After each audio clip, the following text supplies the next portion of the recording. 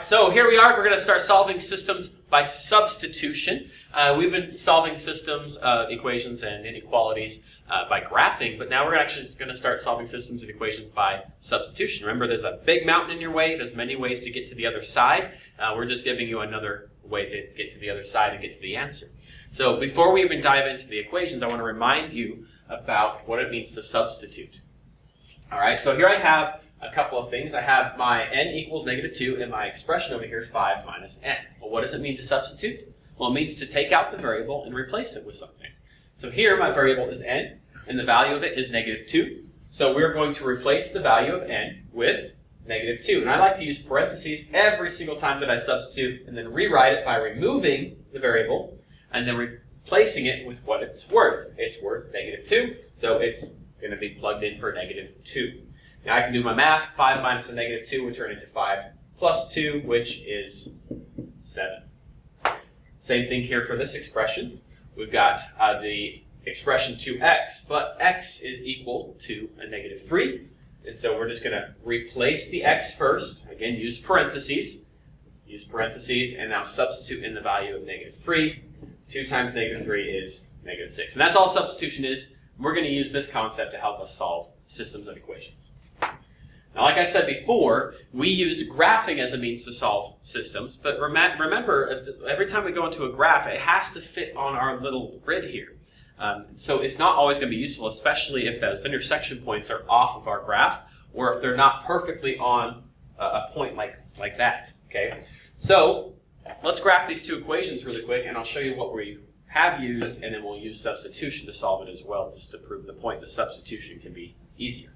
So we got x equals 3 here. What the bucks? What the bucks? X equals 3 is just a vertical line, undefined slope, because there's only an x in there, and we're going to go through the x-axis at 3. My second equation here, if we graph, we'd have to solve for y first, so we'd have to subtract the x from both sides. Make sure I get my lollipop there. X minus x is 0. Y equals, I'm going to put the variable first, -x, and that's a +8. Now it's in slope-intercept form, so my slope is -1, which I could write that over 1 to see my rise and run, and my y-intercept is 8. So let's go ahead and graph that.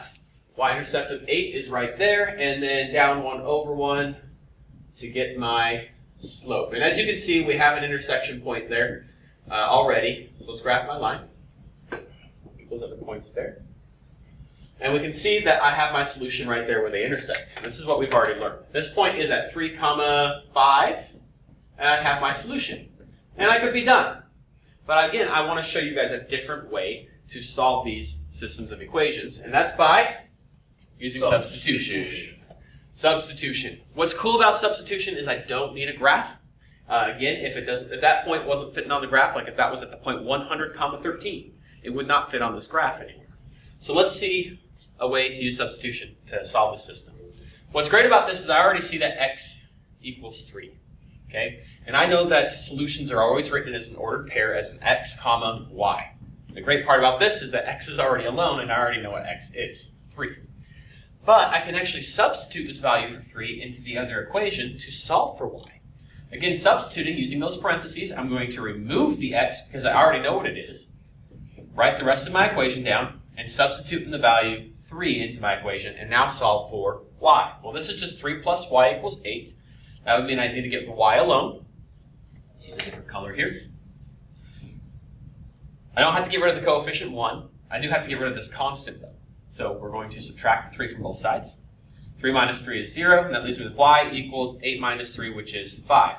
I have my y alone, 3, 5, which was the same solution I got over here, but I didn't need the graph to get there.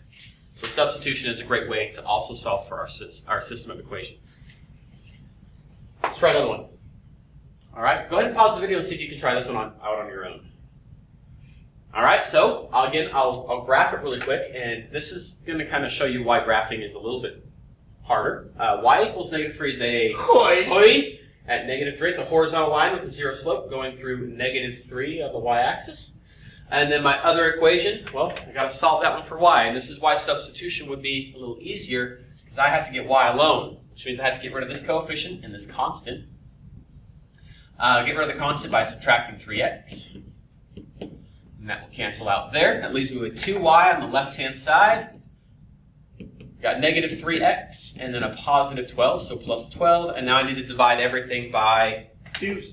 2's cancel out. I'm left with y equals a negative 3 over 2x. And then 12 divided by 2 is a positive 6. So my slope is a negative 3 over 2. My y-intercept is 6. Now I can actually go graph it. 1, 2, 3, 4, 5, 6. My y-intercept, and then my negative 3 over 2.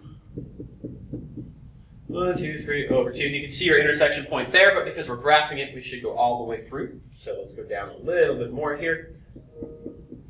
Right there. We could also go up 3, left 2, and draw your line. Wow, that was a horrible line down there. And we can see our intersection point is going to be at 1, 2, 3, 4, 5, 6, comma, negative 3. And that works. But again, a graph is not always your friend, and all this solving is kind of rough. So let's try substitution now. Start all the way from the beginning. I know that y equals a negative 3, and y is already alone, and my solution then is going to be an x comma y, and I already know what y is. Y is negative 3, right? And that's actually what we got over here. Now let's go solve for x. Let's use this concept here of substitution to substitute out the y, because that's the variable I already have alone, and start substituting. So 2 times y, got to take it out first, plus 3x equals 12. Now let's substitute in the negative 3 for y, and then let's start solving. 2 times negative 3 is a negative 6. Bring everything down, and now we need to solve for that x. Got to get rid of this coefficient and this constant. Get rid of the constant first by adding 6 to both sides. That'll be 0. So 3x equals 18. And then divide by 3.